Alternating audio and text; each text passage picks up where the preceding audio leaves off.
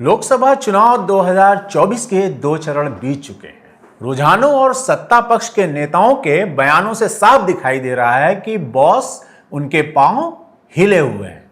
Maharashtra NCP Shinde गुट वाले यानी सत्ताधारी गुट के बड़े नेता छगन भुजबल का बयान ये बताता है कि महाराष्ट्र में उद्धव ठाकरे की शिवसेना और शरद पवार की एनसीपी के पीठ में छुरा घोंपकर सत्ता हथियाई गई और इससे जनता में भारी नाराजगी है और उसका खामियाजा इस चुनाव में बीजेपी गठबंधन को भुगतना पड़ेगा। क्या वाकई 10 साल बाद सत्ता विरोधी बयार बह रही है?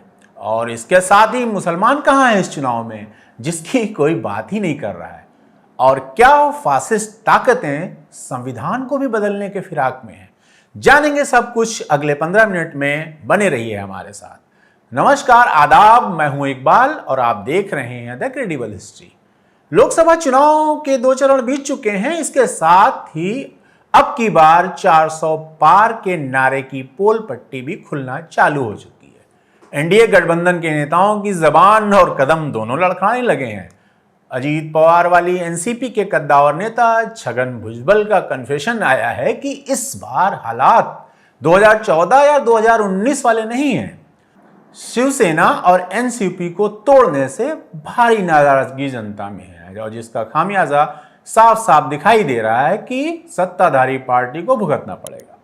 अब तक का पैटर्न देखें तो बीजेपी या उसके समर्थक दल कभी भी ऐसे निगेटिव बयान देते नहीं दिखते थे। हमेशा उनका रवैया एक्सट्रीम पॉजिटिव का होता था। विपक्ष को गाजर मूली से भी ज्यादा भाव नहीं देते थे। लेकिन इस बार बीजेपी के बड़े नेताओं, चाहे वो प्रधानमंत्री मोदी हो या दूसरे नेता, सबके कंधे झुके हुए हैं। कांग्रेस ने अपने मैनिफेस्टो में जो कहा है वो चिंताजनक है, गंभीर है। ये कांग्रेस का मैनिफेस्टो कह रहा है कि वो माताओं बहनों का सोने का हिसाब करेंगे, उसकी जड़ती करेंगे, जानकारी लेंगे और फिर उस संपत्ति को बांट देंगे। मेरी माताओं बहनों, ये आपका मंगलसूत्र भी बचने नहीं देंगे, यहां तक जाएंगे, मैं कहने आया हूं। मंच से हमेशा विकास विकास करने वाले मोदी जी मंगलसूत्र और विरासत जैसी बेसिर पैर की बातों के साथ और फिर से हिंदू मुसलमान पर उतर आए। उनके साथ सहयोगी पार्टी के छगन भुजबल जैसे नेताओं के ऐसे बयान बताते हैं कि बॉस, ढोल बज तो जरूर जोर से रहा है लेकिन उसके अंदर बहुत बड़ा पोल है। और दूसरी तरफ आरएसएस और बीजेपी की नीयत उनके थिंक टैंक में शामिल लोगों के हालिया बयान से सामने आती है। पिछले साल की बात है, अगस्त में प्रधानमंत्री नरेंद्र मोदी की आर्थिक सलाहकार परिषद के अध्यक्ष विवेक देबरॉय ने एक अखबार में नए संविधान की मांग करते हुए लेख लिखा था। उन्होंने लेख में बताया कि लिखित संविधान का जीवन काल महज 17 साल होता है और भारत के वर्तमान संविधान को उन्होंने औपनिवेशिक विरासत बताया है। साथ ही यह भी जोड़ा कि अब हमारे पास वो संविधान नहीं बचा है जो हमें 1950 में विरासत में मिला था। इसमें बहुत सारे संशोधन किए और इसमें किए जाते हैं वो संशोधन हमेशा बेहतरी के लिए नहीं होते। उनके कहने का मतलब था कि अब संविधान बदलने का समय आ चुका है। और इसी कड़ी में बीजेपी की नेता ज्योति मिर्धा का ताजा बयान है कि संवैधानिक बदलाव के लिए लोकसभा और राज्यसभा में प्रचंड बहुमत होना चाहिए। देश के हित में कई कठोर निर्णय लेने पड़ते हैं, उनके लिए हमें संवैधानिक बदलाव करने पड़ते हैं। अगर संविधान के अंदर हमें कोई बदलाव करना होता है तो आप में से कई लोग जानते हैं कि उसके लिए दोनों जो हमारे सदन है, लोकसभा और राज्यसभा, दोनों की उसके अंदर हमल चाहिए होती है। यानी जो सुनते हैं आपकी अब की बार 400 पार, वो किस लिए चाहिए? भारत का संविधान बदलकर तानाशाही लाने के लिए चाहिए। ज्योति मिर्धा ने खुले तौर पर कहा है कि पार्टी का उद्देश्य संविधान को बदलना है। साथ ही यह भी कहा कि यह पार्टी की कोई ऐसी वैसी बात नहीं है, एक सोची समझी रणनीति है। और इससे पहले कर्नाटक से बीजेपी के सांसद अनंत कुमार हेगड़े ने मंच से मतदाताओं से अपील की कि भारतीय संविधान में बदलाव के लिए भाजपा को 2/3 बहुमत देने की जरूरत है। यानी अब की बार 400 पार जुमले का रहस्य यहां छुपा हुआ है। वैसे भी आरएसएस की आस्था कभी भारतीय संविधान और भारतीय झंडे यानी तिरंगे में नहीं रही, ये बिल्कुल खुली बात है। इसमें कुछ भी छुपा हुआ नहीं है। सालों तक आजादी के उत्सव में नागपुर में उसके हेडक्वार्टर पर कभी तिरंगा नहीं फहराया गया था। तो सोशल मीडिया का जमाना आया, लोगों ने लानत मलानत की, तब जाकर रस्म अदायगी की गई, वो भी भारी मन से। तो देखिए और समझिए कि कितनी खतरनाक प्लानिंग है, और शायद जनता समझ भी रही है। दक्षिण में भगवा फासिस्ट गैंग के पैर पूरी तरह से उखड़ चुके हैं। रही सही उम्मीद उसे हिंदी पट्टी से है। आपको ये हवाई बातें लग रही होंगी, लेकिन अंदर खाने की ये बातें बिल्कुल सच है। और ये भगवा गैंग भी मान रहा है कि हालात पहले जैसे नहीं रहे। छगन भुजबल का बयान अभी मैंने आपको बताया है। वहीं जहां भक्तों की जमात सबसे ज्यादा है, यानी अपने हिंदी पट्टी में, जहां पिछले 10 सालों में सबसे ज्यादा मुसलमानों को टारगेट करके हिंदुत्व की फसल उगाई और काटी गई, और बिहार में नीतीश कुमार के जरिए मारी गई पलटी ने वहां की जनता में उनकी विश्वसनीयता निचले पैदान पर है। उत्तर प्रदेश में बीजेपी के पहले जैसे हालात नहीं रहे, बिल्कुल ये सही बात है। हाँ, ये जरूर है कि सबसे ज्यादा सीटों के लिए अब भी योगी शासित उत्तर प्रदेश पर उनकी नजर है। राजस्थान, हरियाणा में विपक्ष मजबूत हुआ है, पंजाब में बीजेपी कहीं नहीं है।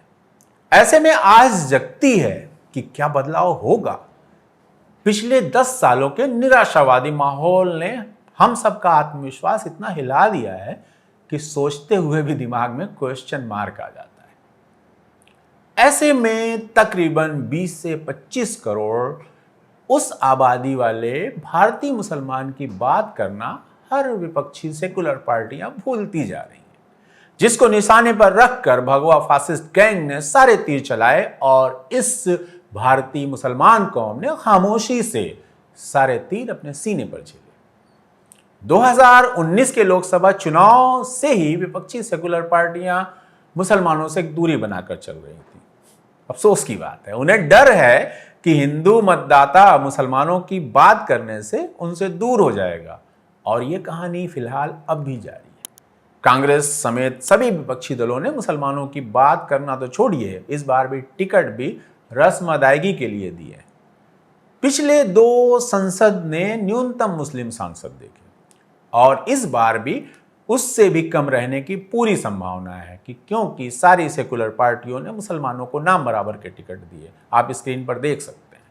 लेकिन फिर भी मुस्लिम मतदाता उधर ही खड़ा है जिधर पूरा विपक्ष खड़ा है, इस फासिस्ट निजाम को हराने के लिए। यह और बात है कि वो पूरे चुनाव को हाशिए पर खड़ा होकर देख रहा है, क्योंकि कोई इसके साथ कंधे से कंधा मिलाकर लड़ने सामने नहीं दिख रहा है। भले ही वो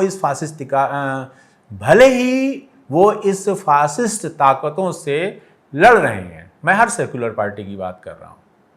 तो ऐसे में मुसलमानों ने राजनीतिक पार्टियों और नेताओं से उम्मीद छोड़ अपने परिवार और बच्चों पर ध्यान देना शुरू कर दिया। जाहिर सी बात, जहां बहुसंख्यक बच्चों का एक वर्ग व्हाट्सएप के ज्ञान से उन्मादी बन रहा है, वहीं मुस्लिम बच्चों ने बाबा साहब के लड़ो, पढ़ाई करने को, पढ़ो, बदलने को नारा अपने जहन में उतारा है। और इस बार यूपीएससी के रिजल्ट आए, जिसमें 50 मुस्लिम बच्चों ने कामयाबी हासिल की, जिसे सुदर्शन चैनल वाला मोटा एंकर, नफरती एंकर यूपीएससी जिहाद कहता है। इसके अलावा मुसलमानों ने बेटों के साथ साथ अपनी बेटियों की तालीम पर भी ध्यान देना शुरू कर दिया है। जहां पहले बुर्के और ज्यादा बच्चे पैदा करने के लिए उन्हें निशाना बनाया जाता था, अब धीरे धीरे वही लड़कियां घर की दहलीज लांग स्कूल, कॉलेज और नौकरियों में अपना जौहर दिखा रही हैं। हर साल 10th, 12th और यूपीएससी के रिजल्ट इस बात की गवाही देते हैं। और मुस्लिम लड़के जो गल्फ में नौकरी करते बाप के पैसे से स्पोर्ट्स बाइक खरीद, स्टंट करने और आवारागर्दी करने के लिए बदनाम थे, वो अब टेबल लैंप की रोशनी के नीचे किताबों में मशगूल दिखाई देने लगे।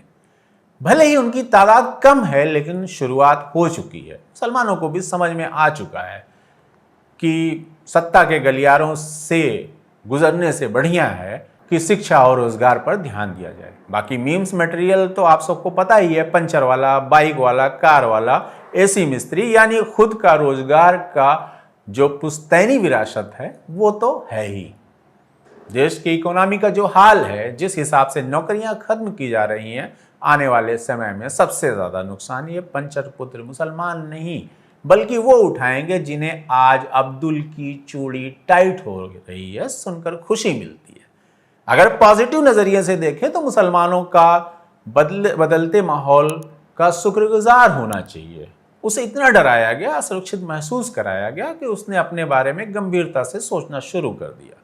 2014 से पहले मुस्लिम तुष्टीकरण हो रहा है बोलकर छाती पीटी जाती थी और मुसलमान डिफेंसिव हो जाता था, जबकि उसे अफ्तार पार्टियों और चुनावी मुशायरों के सिवा कुछ हासिल नहीं था। हज की सब्सिडी के नाम पर एयर इंडिया को जिंदा रखा जा रहा था और बदनामी मुसलमानों के हिस्से आ रही थी। SC/ST से भी बुरी हालात से गुजर बसर करने वालों मुसलमानों को सरकारी नौकरियों में आरक्षण भी नहीं है। न ही हर साल होते दंगों में मरने वाले मुसलमानों की तादाद कभी कम हुई, फिर भी तुष्टीकरण का आरोप लगता था। 2014 के बाद ये कहानी खत्म हो गई। अब विपक्ष का कोई भी नेता कंधे पर अरबी रुमाल और सर पर टोपी लगाकर इफ्तार पार्टी में शिरकत करने की हिमाकत नहीं करता। न ही चुनाव के समय मुस्लिम बहुल इलाकों में मुशायरों का आयोजन होता है। हज सब्सिडी खत्म हुई, उसके साथ ही इंडियन एयरलाइंस नाम की सरकारी चिड़िया भी हवा में उड़ गई और टाटा के डाल पर बैठ गई, यानी बिक गई। मुसलमान हर हफ्ते जुमा की नमाज, हर साल ईद बकरीद के मौके पर मस्जिद में जगह कम पड़ने पर सड़कों पर 2 रकात नमाज 5 मिनट में पढ़ लिया करता था। लेकिन नफरती निजाम और उसकी जॉम्बी सेना, इसमें अब भी पुलिस वाले भी शामिल हैं कि सौजन्य से अब तकरीबन वो बंद है। कुछ मिले ठेले हैं जहां भी सामूहिक भीड़ इकट्ठा हो जाती है, उसके ऊपर भी निगाह है। जल्दी फरमान आ सकता है कि मुहर्रम अपने अपने घरों में मनाए या फिर अजमेर वाले ख्वाजा गरीब नवाज का उर्स भी जूम पर ऑनलाइन मना लें, क्योंकि इससे जॉम्बियों की भावना आहत होती है। सब पुरानी बातें आपको पता है। आपको लगता है कि वाकई अब भी कोई मुस्लिम तुष्टिकरण बचा है तो कमेंट करके जरूर बताएं। उसका समाधान भी सियासी घाक खोज देंगे और बाकी बच्चे चरण की चुनावी सभा में उसके लिए कांग्रेस को घेर लेंगे। खैर, अब विपक्ष के सारे दल मुस्लिम तुष्टीकरण जैसे गिल्ट से खुद को आजाद महसूस कर रहे होंगे, जो उन्होंने कभी किया ही नहीं। इसके लिए उन्हें मौजूदा नफरती निजाम को थैंक्स बोलना चाहिए, क्योंकि पहले भी सब कुछ संकोच में करना पड़ता था। मन उनका भी था कि इस चोचलों से निजात मिले और मौजूदा हालात ने दिला दी। अब सवाल यह है कि लोकसभा चुनाव 2024 में मुसलमान किधर है? वैसे ये सवाल ही बेवकूफाना है। सबसे बड़ी अदालत के सौजन्य से जेल यात्रा कर रहे दिल्ली के मुख्यमंत्री और आम आदमी पार्टी के सुप्रीमो अरविंद केजरीवाल के शब्दों में कहें तो मुसलमान के पास ऑप्शन ही क्या है? या तो नागालैंड वालों की तरह चुनाव का बहिष्कार करके घर बैठ। जी हाँ, नागालैंड की एक बड़ी तादाद की जनसंख्या ने इस बार पहले चरण के चुनाव में एक भी वोट नहीं डाला। खैर, या फिर जो इस नफरती निजाम के खिलाफ हैं उनको वोट दें। इसमें भी एक पेच है। वोट नहीं दिया और नफरती निजाम उतने ही वोटों से जीत गए जितने हमारे थे, तो आने वाले 5 साल गैंग्स ऑफ वासेपुर वाले पीयूष मिश्रा के किरदार की तरह हम खुद को कोड़े मारते दिखाई पड़ेंगे। तो मुसलमान रहेगा उधर जिधर 1% मौका होगा देसी फांसीवादियों को हराने का। भले ही बदले में उसको यह समझाया जाए कि तुम्हें तुम्हारा जायज हक मिल जाएगा, पहले ही फांसीवादी निजाम बदलने तो दो। राजनीति में वादों की कहानी बहुत पुरानी है, शायद उतनी ही जितनी इंसान के सभ्य हो जाने की। जब पहला नेता या पहला राजा बना होगा तो उसने भी किसी ऊंची जगह खड़े होकर तलवार लहराकर जोशीला वादा किया होगा कि इस बार जीते तो सब कुछ हरा हरा होगा, लूट के माल में इतना मिलेगा तुम्हारी 7 पुश्तें बैठ कर खाएंगी और इसके बाद कोई जंग नहीं होगी। लेकिन हर जंग के बाद जिंदा बचे सैनिकों को हर बार ये तकरीर सुनने को मिलती है।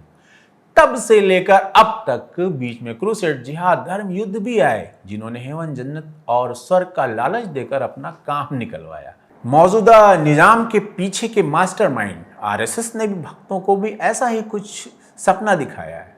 2047 तक कुर्बानी दो जिसका अज़्ल आने वाली पीढ़ी को मिलेगा और देश विश्व गुरु होगा।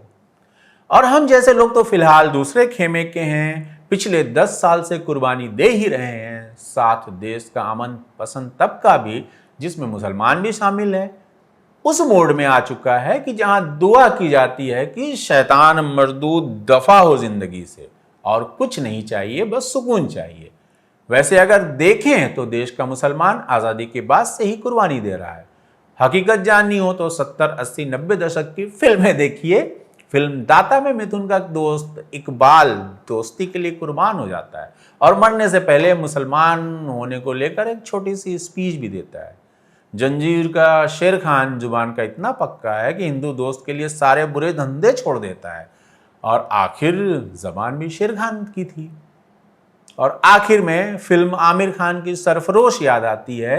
अब तक मुसलमान शक के घेरे में आ चुका था, जिसे मुस्लिम विलेन को मारकर शक के घेरे से खुद को आजाद करना पड़ता था। कट्टरवादी ताकतों का इसके लिए भी शुक्रिया अदा करना चाहिए कि मुसलमान किरदार को बार बार मुसल्लम ईमान की कहानी सुना कुर्बानी नहीं देनी पड़ती, क्योंकि जॉम्बी भक्त, Kerala story, Kashmir file hit करवाने में लगे हैं तो लाइन से ऐसे किरदार गढ़े और लिखे जा रहे हैं जिसमें मुसल्लम ईमान की जगह मकसद नहीं भूलना है भाईजान डायलॉग होता है।